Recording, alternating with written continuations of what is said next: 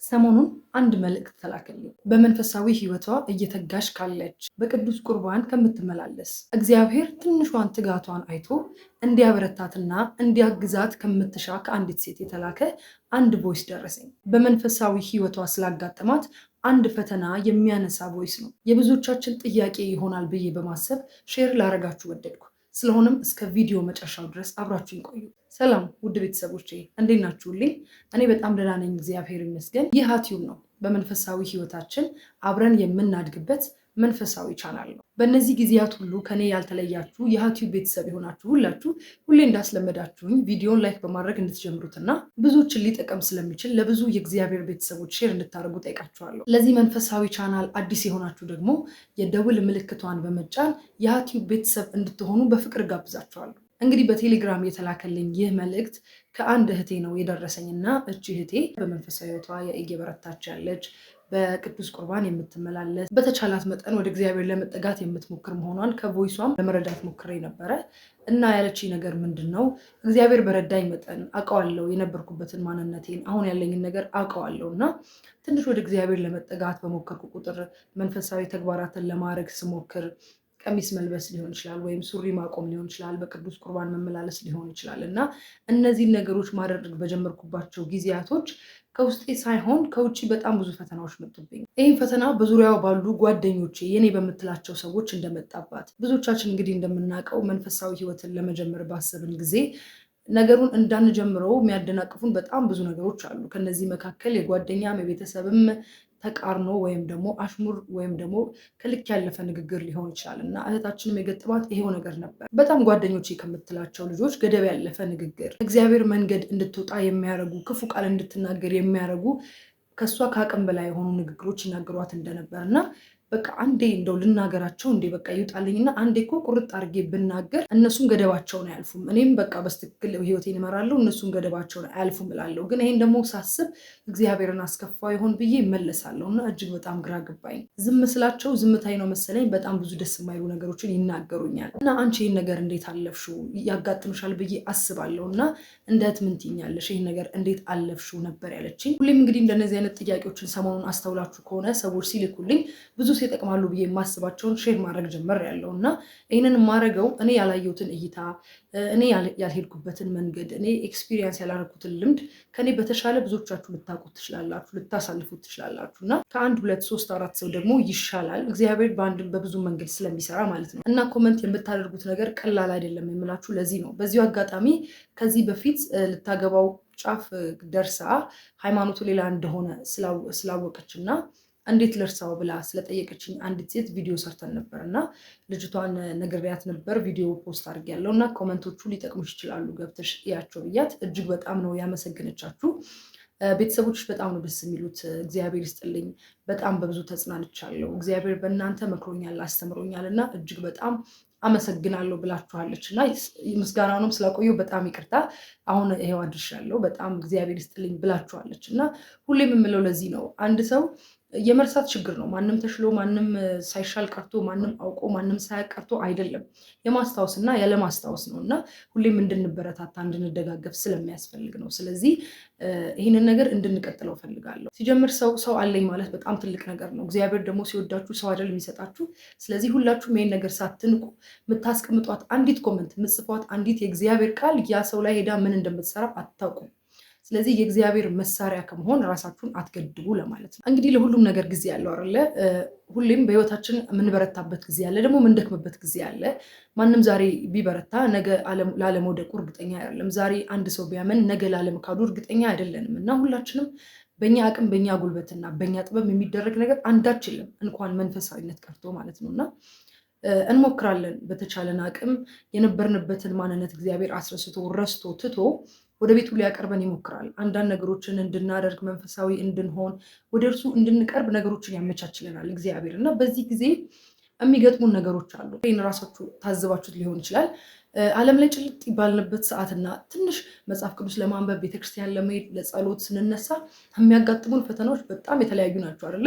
ሜቢ ዓለሙ ላይ ስንሆን ምንም ፈተና ላይ ያጋጥመን ይችላል። እዚህ ግባ የሚባል ፈተና ላይሆን ይችላል። መንፈሳዊ ለመሆን ስንጥር ግን በማንጠብቀው ሁኔታ በማናስበው መንገድ ብዙ ነገሮች ወደኛ ይመጣሉ። ይህም የሆነውም ያው ግልጽ ነው። የትኛው መንገድ ትክክል ራሱ እንደሆነ በዚህ ማወቅ እንችላለን። ሰይጣን ምንም ቢሆን ማሰናከል የሚፈልገው ማንን እንደሆነ ያውቃል። ከእጁ እየወጡ ያሉትን ነው ሊፈታተንና ሊፈልግ የሚችለው እና ይህን ሁልጊዜ መረዳት ይኖርብናል።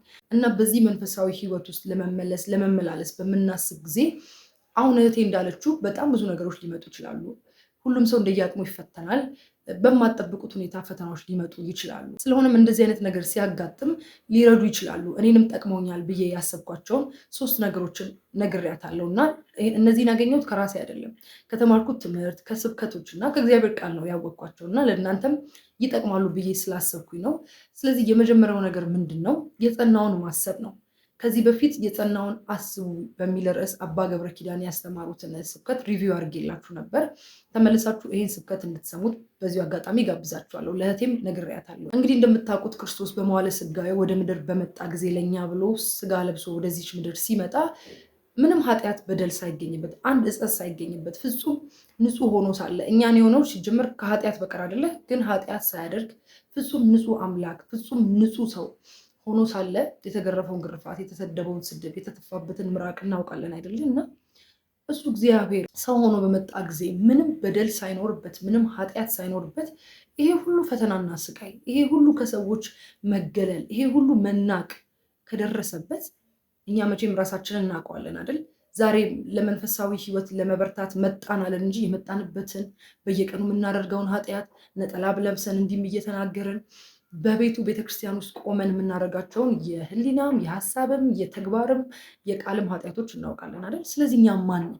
በሰው ላይ እንሰደብ፣ ሰው ላይ ንቀን፣ ሰው አሽሙር ላይ ዝብን የማይችለው እኛ ማን ስለሆነ ነው?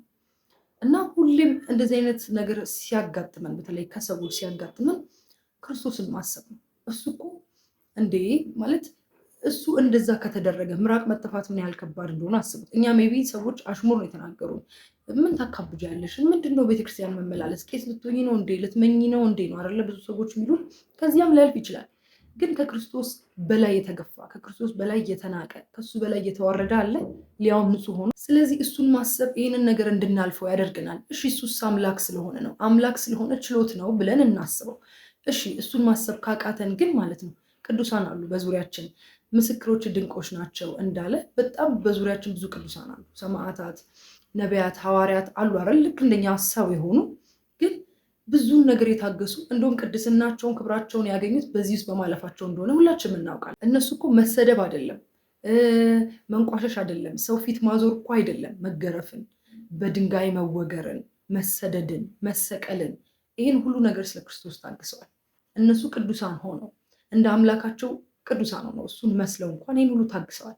ስለዚህ እኛ እህቴን ብላኛለች፣ እኔ ማንነቴን አውቀዋለሁ፣ ያለፈ ህይወቴን አውቀዋለሁ፣ በእሱ ቸርነት ነው እዚህ ያለሁት ብላለች። እና እናውቀዋለን ሁላችንም ማንነታችንን። እኔ ሁሌ የምላለው ሰዎች እኔና እግዚአብሔር ብቻ የምናውቀውን ኃጢአቴን ቢያውቁ ግን አሁን የሚሰጡኝን ፍቅር ይሰጡኝ ነበር፣ አሁን ያላቸውን ድጋፍ ይሰጡኝ ነበር እላለሁ። እግዚአብሔር ሸፍኖልኝ በእናንተ ፊት ስቀርብ እንደዚህ አይነት ሴት ልመስል እችላለሁ አይደል? ስለዚህ ያንን እኛ የምናውቀውን እግዚአብሔር የሚያውቀው ኃጢአታችን እኮ ቢገለጥ የምርም ያንሰን ይሆናል። ሰው የሚለን ነገር በጣም ያንሰን ይሆናል፣ ስድቡም አሽሙሩ ምናምን ማለት ነው። እና አንደኛ ኃጢአታችንን ማሰብ ራሱ በጣም እንድንሻገር ያደርገናል። እግዚአብሔር ከምን አንስቶ እኮ ወደ ምን እንዳመጣኝ አውቃለሁ። ኃጢአታችንን ማሰብ ሲቀጥል የጸናውን ክርስቶስና የጸኑት እሱን የሚመስሉትን ማሰብ ከእንደነዚህ አይነት ፈተናዎች እንድንሻገር በጣም ይረዳናል። ይህን ነገር በቀላሉ ለማስረዳት ለምሳሌ ባላጠፋችሁት ነገር ተከሰሳችሁን በል። ሰዎች እናንተ ባላደርጋችሁት ነገር ለምሳሌ የሆነ እቃ ጠፍቶ እናንተ ናችሁ የሰረቃችሁት ተባላችሁን በል። በጣም ፔንፉል የሚሆነው ባላደረጋችሁት ነገር ስትሰደቡ ነው ወይስ አድርጋችሁት ማድረጋችሁን እኮ እናንተ ታውቃላችሁ፣ ግን ሰዎች ቢሰድቧችሁ የትኛው ነው ከባድ? ማለት ሳታደርጉት ስትሰደቡ በጣም ከባድ ነው። ሳትሰርቁ ሌባ ስትባሉ፣ ሳትዋሹ ውሸታም ስትባሉ፣ ይህ አይደል በጣም ፔንፉል የሚሆነው።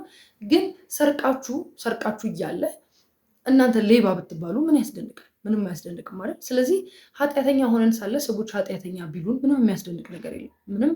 ምንም የሚያስደንቅ ነገር የለም። ሜቢ እሱ ጽናት ላይ ያልደረስን ሊሆን ይችላል። ሜቢ በጸጋ መቀበል ሊያቅተን ይችላል። ግን ደግሞ ቢያንስ ማለፍ እንችላለን።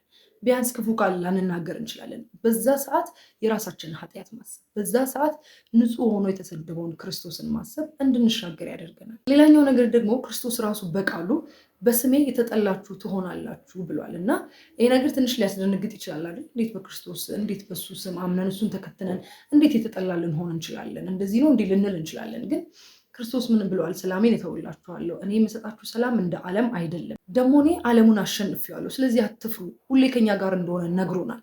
እና አንዳንዴ በህይወታችሁ ዓለም ቢጠላችሁ፣ በዙሪያችሁ ያሉ ሰዎች ቢጠሏችሁ ማለት ክርስቶስን ከሆነ የያዛችሁት እግዚአብሔር ከእናንተ ጋር እንደሆነ ካሰባችሁ ምንም ሊደንቃችሁ አይችልም። ግን ደግሞ ሰው ሁሉ ወዷችሁ ክርስቶስ ግን ከእናንተ ጋር እንደሌለ እየተሰማችሁለት ብቸኛ ናችሁ፣ ባዶ ናችሁ። ማነጻጸር ነው። ክርስቶስ ወዶኝ እሱ ከኔ ጋር ሆኖ በሰው ዘንድ ብጠላ ይሻላል ወይስ ሁሉ ሰው ወዶኝ ሁሉ ሰው ከኔ ጋር መሆን ፈልጎ ክርስቶስ ከኔ ጋር ባይሆን የትኛው ይሻላል? ማለት እሱ እኮ መንፈሱን ከኛ ሲያነሳው እንዴት ባዶ እንደምንሆን የሆነ በጣም የከፋ ኃጢአት ስንሰራ እሱ የተቀየመን ሲመስለን እሱን ያጣነው ሲመስለን ያለው ፔን ከባድ ነው አይደል? ስለዚህ እግዚአብሔርን ማጣት ከምንም ነገር ጋር አይወዳደርም። እውነት እሱን ማጣት በጣም ከባድ ነገር ነው። ምንም ልናጣ እንደውም አሁን ቲክቶክ ላይ የሆነ ትሬንድ እያየው ነበር እና በምንም አይነት ሁኔታ እሱን ማጣትን አፎርድ አናደርገው። ክርስቶስን ማጣት በጣም ከባድ ነገር ነው። ምንም ኃጢአተኞች ነው፣ ምንም በደለኞች ነው፣ ግን እሱን እንያዘው ቢያንስ። ስለዚህ እንኳን እኛ እርሱ ራሱ ተጠልቶ የለ በዓለም እያለ እኮ እሱ ራሱ ተጠልቷል አይደል? ስለዚህ እሱን ከተከተልን ሰዎች ቢጠሉን ምንም አይገርምም፣ ምንም አይደንቅም። እህቴ እንደውም ያለችኝ ምንድን ነው በጓደኞቿ ነው እንደዚህ የደረሰባት እና ኢቭን በቤተሰብሽ ሁላ ሊሆን ይችላል ብያታለሁ። በጣም በቃ ቅርብ መንፈሳዊነትሽን በሚፈልጉ ሁሉ ሰዎች ሊሆን ይችላል። ድንገት እንደዚህ ሊቀይሩብሽ ሁሉ ይችላሉ። በጣም ቅርብ በምትዩ ሰው እንኳን ሊመጣ ይችላል። ይሄ ክርስቶስ ራሱ ያለን ነገር ነው እና እርሱን ከማጣት ጋር ምንም ነገር ስለማይወዳደር ነው። እርሱ ደግሞ ሲኖረን ማለት ነው ተራ ነው የሚሆንብን ሁሉ ነገር፣ መሰደብ ምናምን በጣም ከማን ጋር እንዳለን ስለምናውቅ ማለት ነው። እንደውም ሰሞኑን ሶሻል ሚዲያ ላይ ያየው አንድ መምህር ምን ሲል ሰምቼዋለሁ። ክርስቶስ ያለው ሰው ሎተሪ እንደደረሰው ነው። በቃ ሎተሪ የመድረስ ያህል ነው ክርስቶስ ከሱ ጋር ያለ ሰው ማለት ነው። በቃ ማለት ሁሌ ደስተኛ፣ ሎተሪ ሲደርሳችሁ የሚሰማችሁ ስሜት ሁሌ አብሯችሁ ይኖራል። ክርስቶስ ከእናንተ ጋር ካለ ከሱ ጋር ሆነን በሰዎች ብንጠላ ይሻለናል። ማለት ሰዎች ስቀውብን ተሳልቀውብን፣ ግን ክርስቶስ ባያዝንብን ይሻላል። እሱ ከሚያዝንብን ሰዎች ይሳለቁብን፣ የፈለጉትን አሽሙር ይናገሩ፣ የፈለጉትን ይበሉ፣ ግን ክርስቶስን አንጠው። በብዙ ሰዎች የተወደዱ ብዙ ሰዎች የከበቧቸው ሰዎች እኮ ፍጻሜያቸውን አይተነዋል። ወይ ራሳቸውን ያጠፋሉ ወይ በጭንቀት ይታመማሉ። አይደለም የሰው ፍቅር እንደ ጤዛ ስለሆነ ነው። ዛሬ አብሯችሁ ቢሆን ያ ፍቅር ነገር አይኖርም። ያ የአባቱን ድርሻ ተካፍሎ የሄደውን ልጅ ታስታውሱት የለ? ብሩ እያለ ሀብቱና ዝናው እያለ ሁሉም ዙሪያው ነበሩ። ልክ ብሩ ሲመነብን ግን ጠፉ፣ ከዙሪያው ጠፉ። ክርስቶስ ያለው ሰው ግን ይህ የሚለዋወጥ አይደለም ፍቅሩ። እግዚአብሔር ፍቅሩ የሚለዋወጥ አይደለም፣ ሊያውም ሁሌ አዲስ ነው እንጂ የሱ ፍቅር። ስለዚህ በሱ ተመስግነን ወይም ደግሞ እግዚአብሔር ደስ ተሰኝቶብን ሌሎች ይሳቁብን፣ ይሳለቁብን። እውነት ማወዳደር ነው። ስለምናውቀው እኮ ነው። እሱ ሉዝ ማድረግ ምን ያህል ፔንፉል እንደሆነ ስለምናውቀው ነው። እና ሁለተኛው ነገር ደግሞ ይሄን የክርስቶስን ቃል ማሰብ ማወቅ ነው። ሶስተኛውና የመጨረሻው በጣም ወሳኙ ነገር ብዙ ሰው እውነት ለመናገር ለመንፈሳዊ ሕይወት ብቻ አይደለም፣ በህይወታችን በአጠቃላይ በህይወታችን በትዳርም ህይወት ይሁን በጓደኝነት፣ በቤተሰብ፣ በስራ በቃ በምድር ላይ ባለን ህይወታችን እንኳን በጣም የሚጠቅመን ነገር ነው ይሄ ነገር። እና ከዚህ በፊት እንደውም ለብቻው ልሰራላችሁ አስቤ ነበር። በዚሁ አጋጣሚ ለምን አይሆንም ብዬ ነው። እና እኛ የምንዋጋው ከስጋና ከደም ጋር አይደለም ብሎናል አደል ቅዱስ ጳውሎስ። ይህን ነገር የእውነት ብታስተውሉት በጣም ነው የምትገረሙት። ማለት እኛ ጠላቶቻችን ስጋና ደም ያላቸው ሰዎች አይደሉም። ሰው ለሰው ጠላቱ ሊሆን አይችልም። ይህን ነገር በደንብ እንዲገባችሁ በቅርብ የተማርኩትን የቅዱስ ኢዮብን ታሪክ ልንገራችሁ። ኢዮብ እንግዲህ እንደምታውቁት በትዕግስቱ ነው አይደል ብዙዎቻችን የምናነሳው። በሚገርማችሁ በልጆች አስተዳደግ፣ ለእግዚአብሔር መስዋዕት በማድረግ በጣም በብዙ ነገርም ደግሞ ብዙ እውቀትና ጥበብ ያለው ሰው ነበር። እንግዲህ ሰይጣን ወደ እግዚአብሔር መጣ፣ ዓለምን ሁሉ ዞርኳትኝ እና ለአንተ የሚሰግድ አንተን የሚወድ ሰው የለም አለው። ከዛ ክርስቶስ ምን አለ? እግዚአብሔር ባሪያን ኢዮብን አየኸው አለው። ምን ያህል ፕራውድ እንደሆነበት ማለት እግዚአብሔር በኢዮብ ምን ያህል እንደተማመነበት ታያላችሁ። በዚህ ንግግሩ ባሪያን ኢዮብን አየኸው አለው። ከዛ ሰይጣን ይህን ሁሉ ነገር ሰጥተኸው ታዲያ ይህን ሁሉ በልጅ ባርከኸው በሀብት ባርከኸው ባያመሰግንህ ነበር የሚገርመው አለ። ከዛ እግዚአብሔር ህይወቱን ብቻ አትንካ፣ ሌላው ግን ያንተ ነው አለ። እንደፈለግ እንደወደድክ አድርግ፣ ህይወቱን ብቻ አትንካ አለው። ያው በዚያው አጋጣሚ ሰይጣን ወደኛ ፈተና ሲመጣ አስፈቅዶ ነው የሚወጣው ታውቃላችሁ። ያለ እግዚአብሔር ፍቃድ ሰይጣን እንኳን ኦፕሬት እንደማያደርግ በዚህ ማወቅ እንችላለን። አስፈቅዶ ነው ለመፈተን እንኳን የሚወጣው። እና ሄደ ጻድቅ ኢዮብ በአንድ ቀን ነው ሁሉም ነገር ያጣው። እግዚአብሔር ሰጠ፣ እግዚአብሔር ነሳ አለ። እዚህ ጋር እንድትገነዘቡ የምፈልገው የመጀመሪያው ነገር እግዚአብሔር በመንፈሳዊ ህይወታችሁ በአጠቃላይ በህይወታችሁ ሲተማመንባችሁ ነው ሰይጣንን የሚልከው። የሚፈቅድለት። ባሪያዬን አየኸው፣ ባሪያዬን አየሃት ብሎ እግዚአብሔር ይፈቅድለታል ለሰይጣን። መቼ? ሲተማመንባችሁ፣ ባላችሁ ነገር እንደማትክዱት ወይም ደግሞ ከእግዚአብሔር ጋር የሆናችሁት በዙሪያችሁ ባለው ነገር ሳይሆን እንዲሁም እግዚአብሔርን እንደምትወዱት ስለሚያውቅ ይፈቅድለታል። ስለዚህ ይሄ የሚያሳየው በኢዮብ መተማመኑ ነው እግዚአብሔር። ስለዚህ ወደ እናንተ እንደዚህ አይነት ፈተና ሲመጣ እህቴንም እያልኳት ነበር፣ ኦኬ መንፈሳዊ ህይወትሽን እግዚአብሔር ተማምኖበት ለሰይጣን ይፈቅድለታል እንዴ? እንዴት መንፈሳዊ አትሆንም? ማንም አይነቅፋት፣ ማንም አሽሙር አይናገራት፣ ማንም መጥፎ ንግግር አይናገራት፣ በቃ የተመቸ ኢንቫይሮንመንት ሰጥታትማ እንዴት ላታመሰግን፣ እንዴት መንፈሳዊ ላትሆን ትችላለች ይለዋል አይደል? እግዚአብሔር ግን ነፍሷን አትንካ፣ ግን ፈቅጄልሃለሁ ሊለው ይችላል። ምን ሲል? በመንፈሳዊ ህይወታችን፣ በህይወታችን፣ በትዳራችን ሲተማመንብን። በትዳራችንም ትልቅ ፈተና የሚመጣው እግዚአብሔር ሲተማመንብን ነው። በቃ በኛ ትዳር ህይወት ሲተማመን፣ በኛ መንፈሳዊ ህይወት ሲተማመን ይልከዋል። ስለዚህ ምን አረገ ሰይጣን? ሄደ፣ ያን ሁሉ ነገር አጠፋበት፣ እግዚአብሔርን አመሰገነ። መጨረሻ በምኑ መጣ ሰይጣን? በሚስቱ በኩል መጣ። ብዙ ጊዜ ስለ ኢዮብ ሲነገር ስለ ሚስቱ አይነገርማ። በብዛት ጊዜ የሚነገረው ስለ ኢዮብ ነው። እንግዲህ ጻድቁ ኢዮብ ይህን ሁሉ ልጅና ይህን ሁሉ ሀብት ያፈራው ብቻውን አይደለም አይደለ? ከሚስቱ ነው፣ ከሚስቱ ጋር ነው፣ ከተወደደች ሚስቱ ጋር። ስለሱ ትዕግስት፣ ጽናት ሲወራ ስለሷ ብዙም አይወራም። እንደውም የእሷ ከባድ ነው አይደል? ያን ሁሉ ልጅ በአንዴ ማጣት፣ ያን ሁሉ ንብረት በአንዴ ማጣት በጣም ከባድ ነው። ከዛ በኋላ ሰይጣን በምንም እንደማይጥለው ሲያቅ በሚስቱ መጣበት፣ በጣም በሚወዳት ሚስቱ መጣበት። በእሷ ላይ አድሮ ምን አለው? እግዚአብሔርን ሰድበኸው ሙት አለው። የኢዮብ በጣም ትልቁ ጥበቡ፣ በጣም የኢዮብ ትልቁ ጥበቡ እዚህ ጋር ነው ያለው። በጣም በሚያስደንቃችሁ ሁኔታ እኛም በጣም ብዙ ከኢዮብ ልንማር ከሚገቡት ነገሮች አንደኛው የትዕግስቱ ምንጭ ራሱ ይሄ ነው። በጣም ልንማር የሚገባን ይሄ ነው። ኢዮብ ምንድን ነው ያላት? ከሰነፎች ሴቶች እንደ አንዷ ተናገርሽ አላት። ሰነፍነሽ ራሱ እንኳን አላላትም አይደል? ለምንድን ነው እንደዛ ያላት? ኢዮብ ሚስቱን ስለሚያውቃት፣ ወዶ ፈቅዶ አፍቅሮ ያገባት የልጆቹ እናት፣ በጣም የተወደደች የተከበረች ሚስቱ ናት። ማንነቷን በደንብ አድርጎ ያውቃል። እሷ እንደዚህ አይነት ነገር እንደማትናገረው ያውቃል። ምን ያህል እንደምታከብረው፣ ምን ያህል ጌታዬ እንደምትለው፣ እንዴት በእሷ ምክንያት እንደተባረከ ያውቃል። በደንብ ጥንቅቅ አድርጎ ሚስቱን ያውቃታል። ኢዮብ ስለሚያውቃት ይሄ ከእሷ እንዳልሆነ ገብቶታል። ማን በእሷ አድሮ እየፈተነው እንደሆነ አውቋል። ኢዮብ ከስጋና ከደም ውጊያው ከስጋና ከደም ጋር ከሰው ጋር እንዳልሆነ ስለገባው ሚስቱን ሰነፍ አይደለም ያላት፣ እንደ ሰነፍ ሴቶች እንደ አንዷ ተናገርሽ አላት። ምክንያቱም በእሱ አድሮ ሰይጣን እየፈተነው እንደሆነ ገብቶታል። ከዚህ ሁሉ በኋላ ነው በቃ ሰይጣን ተስፋ ቆርጦ የሄደው። ኢዮብም ከነበረው ሁለት እጥፍ እየሆነ እየተባረከለት ማለት ነው። ከዚህ ታሪክ ብዙ ጊዜ ትዕግስት ነው አይደለም የምንማረው። ከዛ በላይ ግን የምንማረው ጠላታችን ማን መሆኑን ማወቅን ነው የምንማረው ከዚህ ትምህርት ወይም ከኢዮብ ታሪክ ማለት ነው። ኢዮብ የእውነት እንደ ሌሎቻችን ለምሳሌ እሷ እንደዛ እንዳወራች ተሰምቶት እንዴት እንደዚህ ትናገሪያለሽ? ሰድበው ሙትኛለሽ እንዴ? በእግዚአብሔርማ ከመጣሽብኝ እንደውም ተይ ብሎ ሂጅልኝ ብሎ ሚስቱን አልፈታት። ይሄን ቢያደርግ የተባረከውን መባረክ አይባረክም ነበር፣ እንደገና በልጆቹ አይባረክም ነበር፣ ሚስቱን ቢፈታ ማለት ነው። ስለዚህ ኢዮብ ምን አደረገ? በጥበብ ሚስቱን መለሳት። እሷ እንዳልሆነች ስለገባው ከስጋና ከደም ጋር እንዳልሆነ ጸቡ ስለሚያውቅ ማለት ነው። ስለዚህ እኛ አሁን ለምሳሌ እህታችን ጓደኞቿ ናቸው እንዲህ ያሏት። ጓደኞቿ እንግዲህ ታውቃቸዋለች፣ አብረው እየተማሩ ነው፣ አብረው የሚበሉ የሚጠጡ ናቸው። እንደዚህ አይነት ክፉ ሀሳብ እንደሌለባቸው ታውቃለች። በትዳርም ብትሄዱ ሚስታችሁን ባላችሁን አውቃችሁ ፈቅዳችሁ ነው ያገባችኋቸው። ጸባያቸውን ምን ያህል መልካም ሰው እንደሆኑ ታውቋቸዋላችሁ። ወላጆቻችሁ፣ የስራ ባልደረቦቻችሁ፣ ጓደኞቻችሁ መልካም ሰው እንደሆኑ ከነሱ እንደዚህ አይነት ቃል እንደማያወጣ ታውቃላችሁ። ስለዚህ ልክ ከነሱ በጣም የሚያስከፋ ልብን የሚሰብር ቃል ሲወጣ የምትዋጉት ከማን ጋር እንደሆነ ትዝ ይበላችሁ። ለካ ጸቤ ከስጋና ከደም አይደለም፣ ለካ እነሱ አይደሉም። በእነሱ አድሮ ሰይጣን ነው የሚፈትነኝ። ሰይጣን ደግሞ ሁልጊዜ ቅርቤ በምትሉት ሰው በቃ በጣም የሚፈትናችሁ በጣም ቅርባችሁ በሆነ በምትወዱት ሰው ነው። እና ምክንያቱም ያ ሰው አይናገርም ብላችሁ ስለምታስቡ እሱ ላይ እንድትናደዱ፣ ከዛ ሰው ጋር እንድትጣሉ፣ በረከታችሁ እንዲጠፋ፣ እግዚአብሔር እንድታሳዝኑ ነው የሚያደርጋችሁ። ምክንያቱም በዛ ሰው ላይ ያለው ክርስቶስ ነው አይደለ? ያን ሰው ስትሰድቡት፣ ስታንቋሹት ክርስቶስን ነው የምትሰድቡት። ስለዚህ ይህን ስለሚያውቅ ሰይጣን በጥበብ አውቆ እዛ ሰው ላይ አድሮ ያ ሰው እንደተናገረው ያደርግብናል ማለት ነው። በጣም ብዙ ጊዜ የምንሸወደው ባልና ሚስት የሚጣሉት፣ እናት ከልጇ ጋር፣ አባት ከልጁ ጋር የሚጣላው ይህን ነገር ስለማንረዳው ነው። እና እኛ ውጊያችን ከስጋና ከደም ጋር አይደለም። በዙሪያችን ያሉትን ሰዎች እናውቃቸዋለን፣ ምን ያህል መልካም ሰዎች እንደሆኑ እናውቃቸዋለን። ስለዚህ ይህን ነገር መረዳት፣ ከመንፈሳዊ ሕይወት እንድንወጣ ከእግዚአብሔር እንድንርቅ የሚፈልገው አንድና አንድ አካል እሱም ሰይጣን ብቻ እንጂ ሰዎች ይህን ነገር ሊፈልጉት አይችሉም።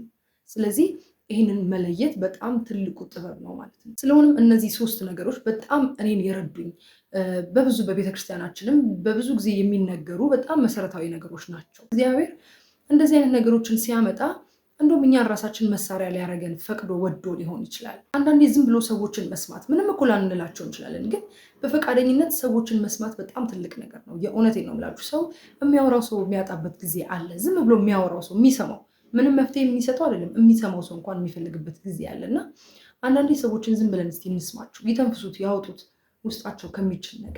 ከዛ ባለፈ ደግሞ እግዚአብሔር ባለን ህይወት ሲተማመን እንደዚህ አይነት ነገሮችን ይሰጠንና ፈተናዎችን ያሳድገናል፣ ከፍ ያደርገናል። ስለዚህ እነዛ ሰዎች ከሚናገሩት ነገር አልፈን እነሱን ለመርዳት እግዚአብሔር እኛን መሳሪያ አድርጎ እነሱን እንዲጠቅማቸው ለማድረግ ሁላ እንጥራለን። ስለዚህ እግዚአብሔር ስራው ብዙ ነው፣ ስራው ድንቅ ነው እና ከእህታችን ጋር ይሄን አውርተናል። እንደነገርኳችሁ እኔ በጣም ቁንጽሉን በጣም ትንሹ ነገር ነው ሼር ያደረግኳትኝ። እናንተ ከኔ በላይ እውቀቱም ልምዱም ጥበቡም የህይወት ውጣ ውረዱንም እንዳሳለፋችሁ እንዳላችሁም ስለማውቅ ካነበባችሁት ከህይወታችሁ ልምድ ከተማራችሁት ለእህታችን የምትሏት ነገር ካለ ሰው እንደዚህ አይነት ፈተና ሲገጥመው ሌላ በምን ሊያልፍ እንደሚችል ኮመንት አድርጉልን። እናንተም የጠቀማችሁ መንገድ ካለ ሰምታችሁ በጣም ያስገረማችሁ በዚህ ጉዳይ ላይ የተነገረ ነገር ካለ ኮመንት አድርጉልን። ኮመንታችሁን እንደቀላል አትዩት። ሁሌም እንደምላችሁ እኔ ከምሰራው ቪዲዮ በላይ አቅም አለው እና የሁላችሁንም ኮመንት እጠብቃለሁ። እግዚአብሔር ቢወድና ቢፈቅድ በሚቀጥለው ደግሞ በሌላ ቪዲዮ እንገናኛለን። እስከዛው ድረስ ሰላም ሁኑልን። ሁሌም እንደምንለው ክርስቲያናዊ መንፈሳዊነት ዘላለማዊነት ነውና የጸናውን እያሰብን ውጊያችን ከስጋና ከደም ጋር እንዳልሆነ ተገንዝበን የእግዚአብሔርን ቸርነት አጋዥ አድርገን የምንናፍቃት ሁልጊዜም ተስፋ የምናደርጋትን መንግስቱን ለመውረስ የበቃን ያድርገን።